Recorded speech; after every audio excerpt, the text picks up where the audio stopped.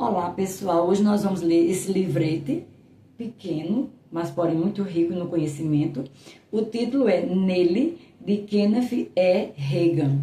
Esse livro contém 48 páginas, só conferir para ver se é mesmo. Isso, 48 páginas. Tem aqui algumas páginas que são versículos bíblicos, tá? E esse livro é dividido em duas partes, parte 1, parte 2. Na parte 1, nós vamos ter os subtítulos A Fé Requer Expressão e Testemunho, e também outro subtítulo, Descubra o que diz a palavra de Deus sobre você e faça com que essa seja a sua confissão.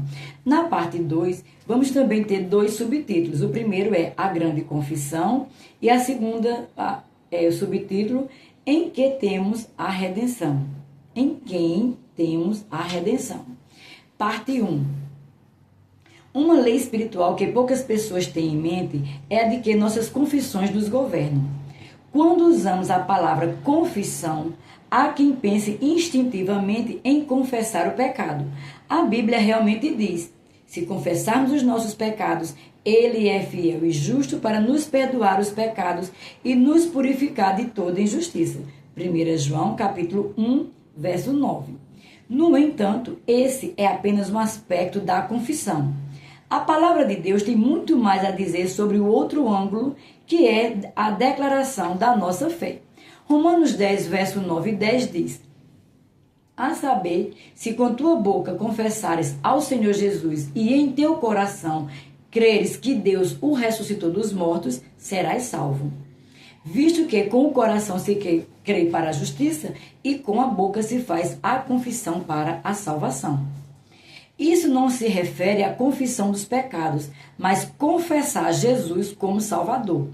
Com o coração, o homem crê e com a boca declara que Cristo é o seu Senhor. Provérbios 6, verso 2 diz: enredaste-te com as palavras da tua boca, prendeste-te com as palavras da tua boca. O que dizemos é nossa confissão e as palavras que proferimos nos governam. Jesus nos ensinou sobre isso. Marcos 11, 23. Porque em verdade vos digo que qualquer que disser a este monte, ergue-te e lança-te no mar, e não duvidar em seu coração, mas crê que se fará aquilo que diz, tudo o que disser lhe será feito. Vamos meditar um pouco mais nas seguintes palavras do nosso mestre. Qualquer que disser, e não duvidar em seu coração, mas crê que se fará aquilo que diz, tudo o que disser lhe será feito. Jesus sabia a respeito do que falava? Ou essas são simplesmente palavras de um sonhador irresponsável? Não. Não são promessas de um sonhador. O Rei dos Reis sabe exatamente o que declara. Ele assegura que você terá o que disser. Se alguém realmente crê em algo com o coração, positivo ou negativo, e pronunciá-lo, certamente irá obtê-lo. Cristo declarou que seria dessa forma. É sempre com o coração que o homem crê e com a boca é feita a confissão de quaisquer provisões do Pai Celestial. Note como essas duas frases da Bíblia dizem a mesma coisa com palavras diferentes. Com a boca se faz confissão. Romanos 10, verso 10, parte B. E tudo o que disser lhe será feito. Marcos 11, 23, parte B. Hebreus 4, 14 diz: visto que temos um grande sumo sacerdote, Jesus, Filho de Deus, que penetrou nos céus, retenhamos firmemente a nossa confissão. A palavra grega traduzida nesse trecho como profissão é traduzida em outros trechos como confissão na versão King James, correspondente à revista e corrigida. As traduções modernas também utilizam esse vocábulo. Vamos reter firmemente a nossa confissão. É o ensinamento do texto bíblico aos cristãos. Qual é a confissão que devemos reter firmemente? Ou seja, o que devemos guardar? É a manifestação da nossa fé no Senhor Jesus Cristo e em nosso Pai Celestial. Trata-se da declaração de que cremos na palavra de Deus. Embora seja sincera, a maioria dos cristãos é fraca. Isso acontece porque eles nunca ousaram confessar realmente o que as Sagradas Escrituras dizem a seu respeito. Eles não conseguem declarar seus direitos e conquistar o que a palavra afirma que possuem. De fato, muitos manifestam uma confissão errada, embora a retenham firmemente de maneira correta. Uma declaração equivocada é uma manifestação de derrota e da supremacia de Satanás. Há cristãos que sempre falam sobre os momentos em que se encontram nas mãos do diabo. Comentam a respeito das lutas que enfrentam, das dificuldades por que passam e de como o adversário os distancia do sucesso.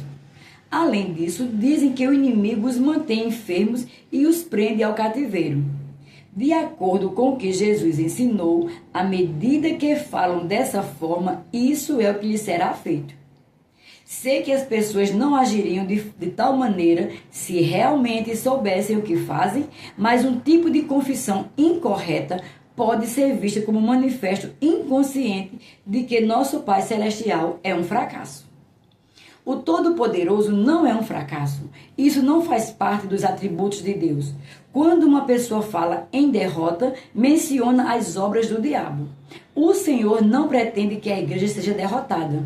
Ele destacou que as portas do inferno não prevalecerão contra a igreja. Mateus 16, verso 18. A fé é uma expressão e testemunho. Testemunho é uma parte da vida na fé. Se o cristão quer desenvolver uma fé invencível, deve declarar continuamente o que o Criador tem feito por ele.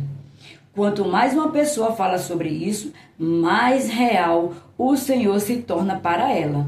Pois quanto menos se comenta um assunto, menos real ele parece. A fé é como o amor, vem do coração, do espírito e da mesma forma vive e encontra a alegria em sua contínua confissão.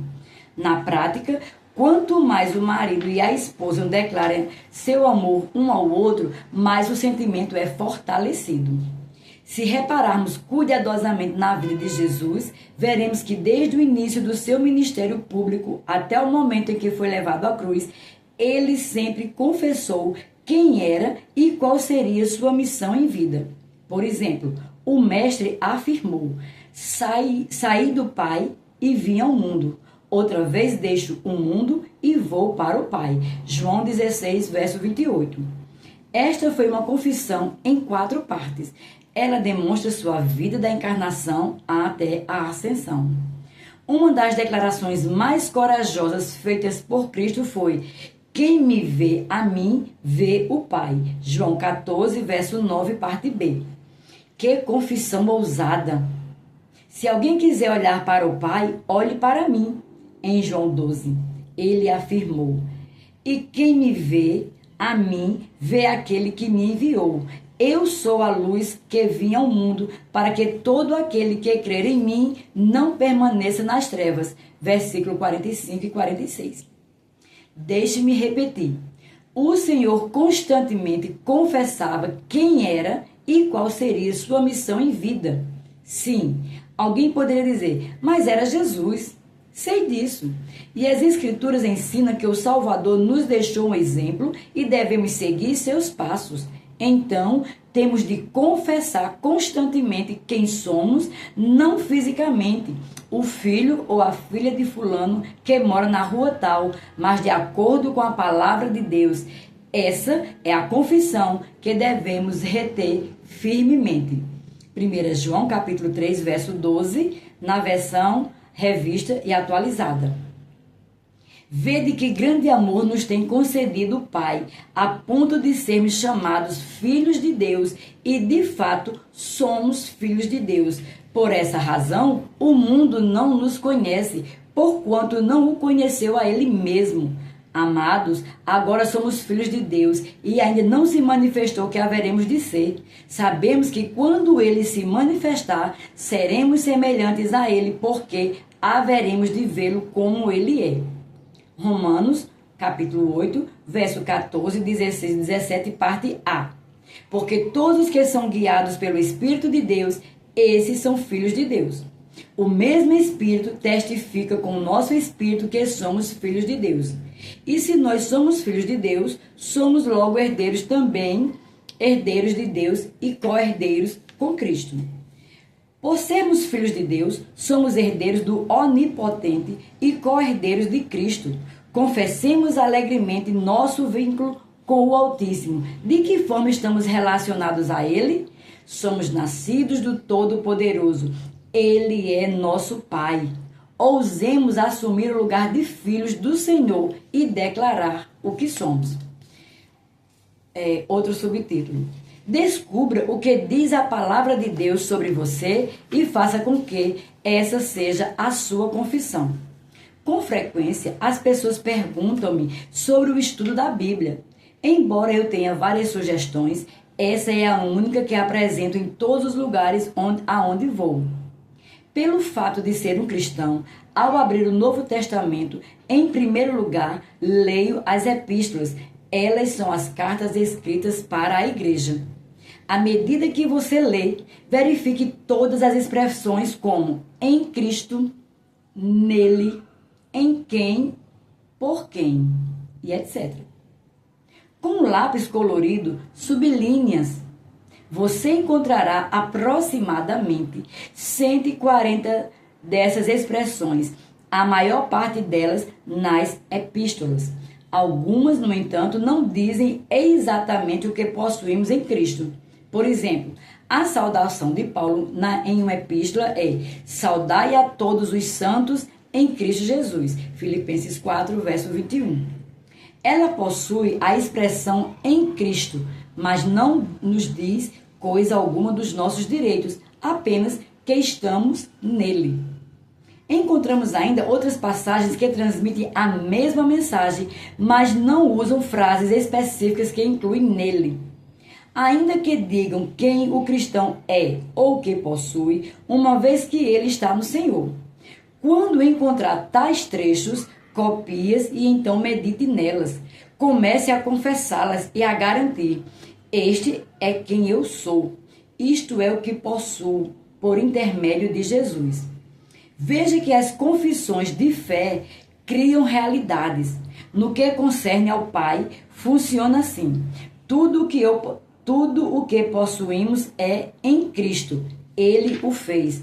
Tudo o que as Escrituras dizem é nosso legalmente. A Bíblia é um documento legal selado com o sangue do Cordeiro Santo. Entretanto, as promessas bíblicas só se concretizam quando as confessamos e cremos no poder da palavra. O Senhor quer que desfrutemos e conheçamos a realidade do que Ele providenciou para nós, e Sua palavra revela-nos como fazê-lo. Como um exemplo, vemos que o Criador providenciou-nos o novo nascimento, e a Bíblia mostra-nos como a salvação providenciada torna-se realidade. Embora algumas vezes falemos assim: Deus salvou Beltrano na noite passada. Sabemos que, do ponto de vista do Onipotente, Ele não resgatou aquela pessoa apenas a partir daquela noite anterior, pois desde quando Jesus ressuscitou dos mortos, disponibilizou-nos sua liberdade. O homem simplesmente aceitou sua salvação na noite passada, e a redenção que o Pai providenciou há mais de 2000 anos tornou-se realidade para aquela pessoa. Hebreus capítulo 9, verso 12 diz: Não, nem por sangue de bodes e bezerros, mas por seu próprio sangue entrou uma vez no santuário, havendo efetuado uma eterna redenção.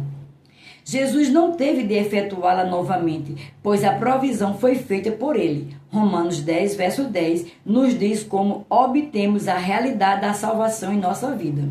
Romanos 10, 10 diz assim: Visto que com o coração se crê para a justiça e com a boca se faz a confissão para a salvação.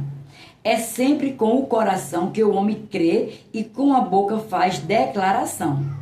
Quando alguém crê em alguma coisa com o coração e a confessa com a boca, ela torna-se real em sua vida. As confissões de fé geram realidades. Eu vou repetir. As confissões de fé geram realidades. À medida que lemos algumas expressões como em Cristo, nele, em quem e etc., as passagens às vezes não parecem verdadeiras. pode parecer que realmente não possuímos o que elas dizem que temos nele. No entanto, se alguém começar a confessar com a boca, pelo fato de crer na palavra de Deus com o coração, isso é meu, esse é quem sou eu, isso é o que eu possuo, então tudo irá concretizar-se, pois já existe no reino espiritual e queremos torná-lo realidade no reino físico, onde vivemos na carne. Então, ao encontrar essas passagens, lembre-se de, número 1, sublinhar cada passagem. Número 2, escrevê-la. Número 3, meditar nelas. Número 4, confessá-las. E número 5, começar a declará-las com a boca. Aqui vou parar nesse primeiro vídeo para continuar a segunda parte, ok?